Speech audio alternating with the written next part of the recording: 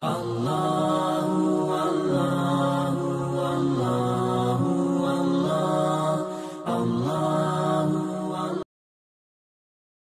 nikmat yang paling besar, nikmat yang paling agung yang Allah berikan kepada kita adalah nikmat ad-dinul Islam, nikmat iman. Kenapa nikmat iman, nikmat Islam yang paling agung? Karena dengan nikmat Islam, nikmat iman, kita dipanggil langsung, diundang langsung oleh Allah Subhanahu wa taala. Ya ayyuhalladzina amanu kutiba alaikumussyam. Hai seluruh umat, hai seluruh orang-orang yang beriman, diwajibkan kepada kamu untuk berpuasa di bulan Ramadan, dan seterusnya. Kita diundang langsung, bapak-bapak, ibu-ibu, oleh Allah. Alangkah mulianya, alangkah agungnya, alangkah terhormatnya kita kalau yang mengundang itu Allah yang Maha Pencipta, yang Maha Agung, yang Maha Besar, sedangkan kita diundang oleh sesama makhluk pembesar, pimpinan-pimpinan kita. Alangkah bahagianya kita, apalagi kalau yang mengundang itu adalah Allah Subhanahu wa taala. Dan sekalian saya muliakan, yang kedua, Nabi kita besar Muhammad SAW itu sendiri yang mengundang juga. Setiap datangnya bulan Ramadan, bahkan di akhir Sa'ban, Rasulullah memanggil umatnya, ayuhan nas, wahai seluruh umat, kada adallakum syahrum adim. Sekarang ini sudah kita sampai kepada bulan yang agung, bulan penuh barakah, bulan penuh rahmat dan kasih sayang Allah Subhanahu wa taala, dan seterusnya itu.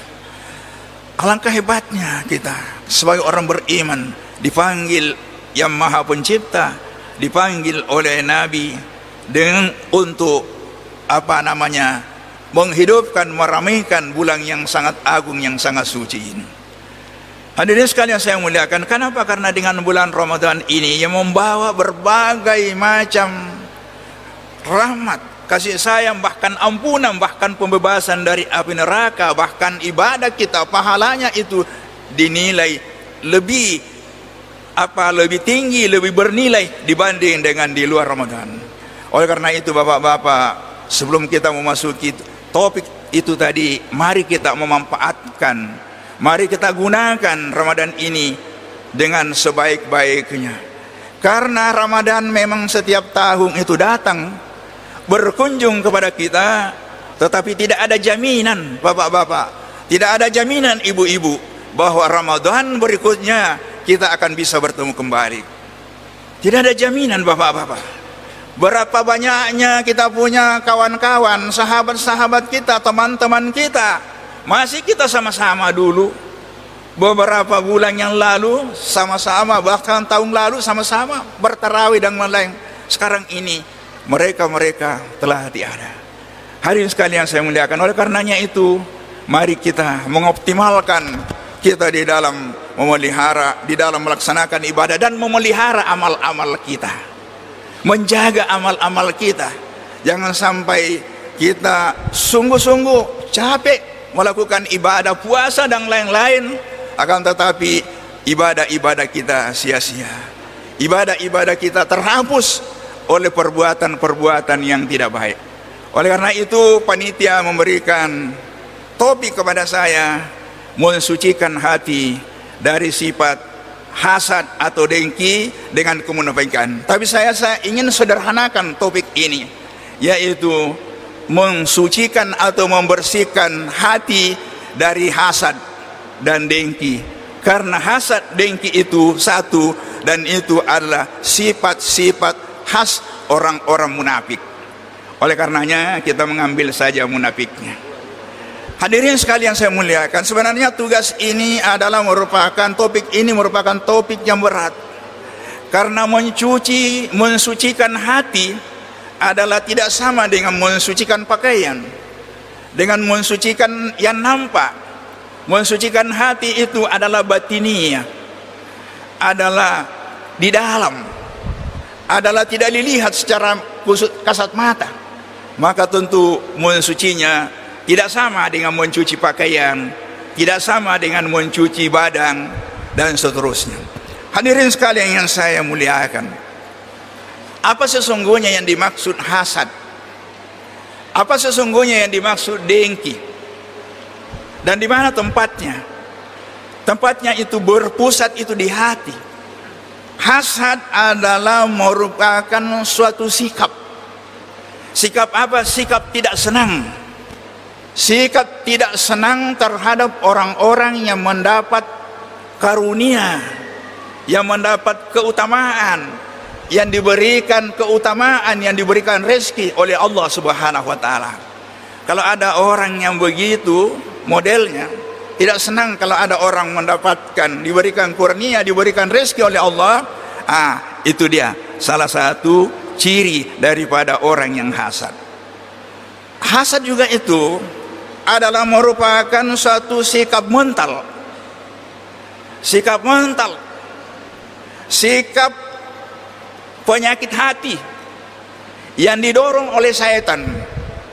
Setan yang dorong untuk kita mendengki, untuk kita menghasad kepada orang lain. Oleh karenanya itu Allah Subhanahu wa taala mewahyukan satu ayat ketika Nabi kita besar Muhammad SAW dihasad, didengki, bahkan mau diracun oleh orang-orang Yahudi yang hasad kepadanya. Turun itu ayat tadi, Qul a'udzu birabbil falaq min syarri ma khalaq wa min syarri ghasiqin idza waqab wa min syarri naffasati fil 'uqad wa min syarri hasidin idza hasad. Kalau kita ragu-ragu ada orang yang mau menghasad kita, baca itu 3 kali. Hadirin sekalian yang saya muliakan, yang kemudian sifat ini bukan saja tidak senang terhadap orang yang mendapatkan nikmat itu, akan tetapi sekaligus juga berusaha bagaimana caranya supaya nikmat itu hilang dari orang yang bersangkutan. Dia melakukan cara-cara apa yang harus dilakukan sehingga nikmat ini bisa hilang. Ini dilakukan oleh iblis. Sifatnya iblis memberikan hasad kepada ketika Nabi Adam ada di surga. Iblis hasad dengan melakukan beberapa cara sehingga Nabi Adam itu bisa keluar dari surga.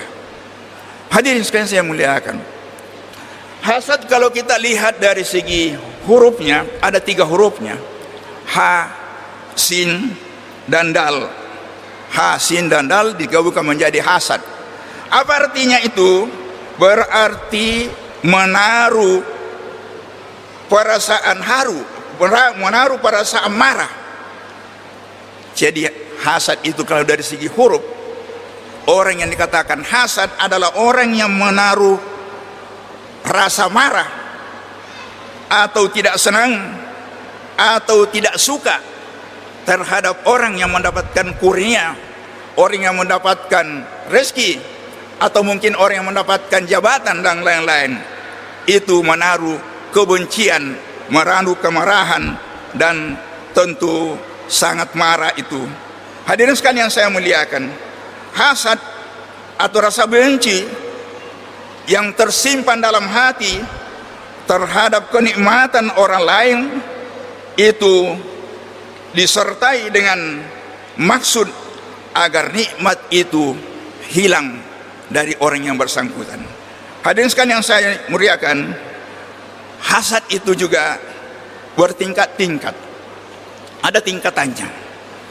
Ada tingkatan yang paling tinggi, paling sedang, paling bawah, dan bahkan ada hasad yang dibolehkan.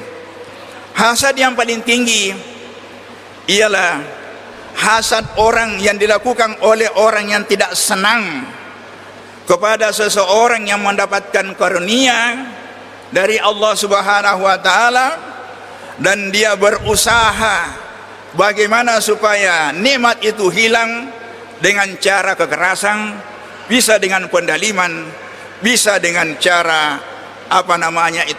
penculikan, dan bisa dengan berbagai macam cara. Termasuk hasad yang dilakukan oleh anak Nabi Adam, Kabil terhadap saudaranya Habil, karena marah kurbannya ditolak oleh Allah Subhanahu wa taala, maka dia membunuh saudaranya Habil.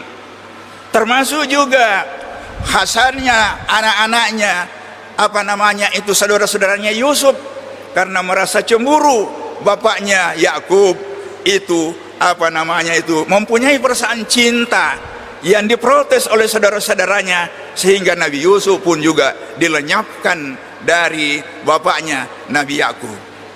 Hadirin sekalian saya muliakan, betapa tinggi inilah hasad yang paling tinggi. Hasad yang kedua adalah hasad yang dilakukan, dia benci terhadap orang itu yang mendapatkan kenikmatan, tetapi dia harapkan, apa namanya, kenikmatan itu hilang daripada orang yang bersangkutan. Dan yang ketiga, ada hasad yang dilakukan oleh yang bersangkutan, tetapi dia menginginkan supaya hasad itu bisa pindah kepada dirinya sendiri. Dia mau dia sendiri kalau hilang itu, apa yang nikmat itu, agar supaya dia berpindah kepada dirinya sendiri. Ini yang ketiga. Yang keempat adalah hasad yang disebut dengan al-ghibtu. Apa itu al-ghibtu? Adalah melihat, kalau ada orang melihat orang berhasil, melihat orang sukses, dia juga ingin sukses sama suksesnya, bahkan lebih daripada orang yang tadi yang berhasil itu. Misalnya dia berhasil dagangannya, misalnya dia berhasil sukses dalam pekerjaannya, misalnya dia berhasil di dalam menuntut pendidikan ilmu pengetahuan, maka dia juga berusaha dengan hasad yang seperti ini yang dibolehkan. Silakan kita bersaing secara sehat dengan baik untuk mencapai apa yang kita inginkan. Hadirin sekalian yang saya muliakan, hasad ini bapak-bapak kalau sudah memuncak, sudah sampai pada masa kritisnya, sudah sampai kepada masa yang sudah, apa namanya, sudah memuncak itu, akhirnya seorang penghasad itu, apabila sudah sampai pada masa kritisnya, dia akan menjadi takabur. Dia akan menjadi takabur. Apa yang dimaksud dengan takabur? Sama kalau diartikan sombong. Dia akan menjadi pemarah, serta selalu, apa namanya itu, memandang rendah orang lain. Ini sudah memuncak hasad itu, maka berubah sifat-sifatnya menjadi takabur. Tidak ada lagi orang yang baik, dia yang merasa semua di atasnya orang-orang itu. Tidak ada lagi orang yang bisa di atasnya, dialah yang sombong. Dia juga pemarah, tidak ada lagi orang yang bisa marahi, dia yang lebih pemarah, serta selalu, apa namanya itu, memandang rendah orang lain. Dia selalu memandang rendah orang lain. Hadirin sekalian saya muliakan, masih ada sedikit waktu untuk kita tambah sebelum sebentar subuh, insyaallah nanti kita akan lanjutkan faktor-faktor penyebab timbulnya hasad. Apa sebabnya hasad itu muncul? Kenapa bisa ada itu hasad? Padahal di dalam Al-Quran Allah berfirman, la tahasadu wa la tabagadu wa la tadabaru wa kunu ikhwa ibadallahi iwana. Jangan kamu saling mendengki, jangan. Wala tabagadu, jangan kamu saling marah, memarahi, bermusuhan. Wala tabagadu, jangan kamu saling berbicara di belakang. Ini semua adalah merupakan rentetan dosa besar, rentetan perbuatan yang terkutuk dan yang terlaknat, dan bisa menjadi perbuatan kriminal, karena dapat merugi secara spiritual atau secara kedalam, secara agama, dapat menjadi kriminal karena dapat menyebabkan orang lain itu menjadi cedera, menjadi celaka, dan lain-lain sebagainya.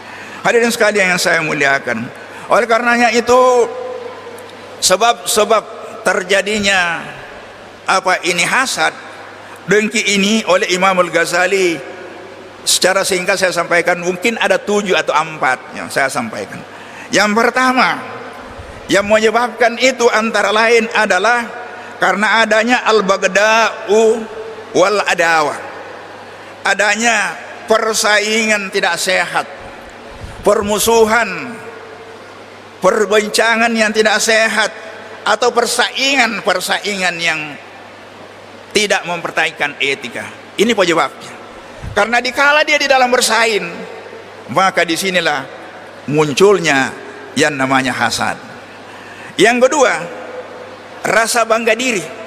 Ada orang selalu membanggakan dirinya, tidak pernah dia tawadu. Dia menganggap orang semua orang yang lain rendah. Inilah penyebabnya.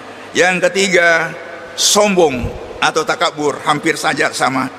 Ujub. Nah, ini yang saya ingin jelaskan, apa itu yang dimaksud ujub. Ujub itu adalah memandang orang yang diberikan jabatan misalnya, memandang orang yang menerima sesuatu misalnya tidak pantas, kurang pantas, dia pandangnya kurang pantas karena dia yang menganggap bahwa dirinya lah yang lebih pantas. Itu namanya ujub. Ini salah satu sehingga menyebabkan orang itu tertarik untuk menghasad atau mendengki orang itu karena dia menganggap bahwa dirinya lah yang lebih bisa dibanding dengan orang itu. Yang kemudian yang lain adalah takut kalau tujuannya itu tidak kesampaian, tidak tercapai. Kenapa? Karena dia menganggap kalau itu yang jadi, maka apa yang saya akan urus tidak akan sukses. Karena itu lawan politik saya misalnya, itu rival saya di dalam berdagang misalnya, itu misalnya saya tidak sependapat misalnya. Dan yang seterusnya, ambisi popularitas, dia selalu mau populer, jadi yang lain itu dikecilkan. Dan yang terakhir, busuk hati. Nah, ini yang paling puncak, busuk hati. Memang di dalam hatinya penuh dengan berbagai macam kotoran, dan inilah yang mau dibersihkan ini. Busuk hati dan kikir terhadap kebaikan. Ada orang kalau kejahatan itu pemurah, akan tetapi kalau kebaikan itu adalah kikir. Maka inilah penyakit hati semua. Hadirin sekalian yang saya muliakan, jadi 3 hal yang saya jelaskan ini mengenai hasad.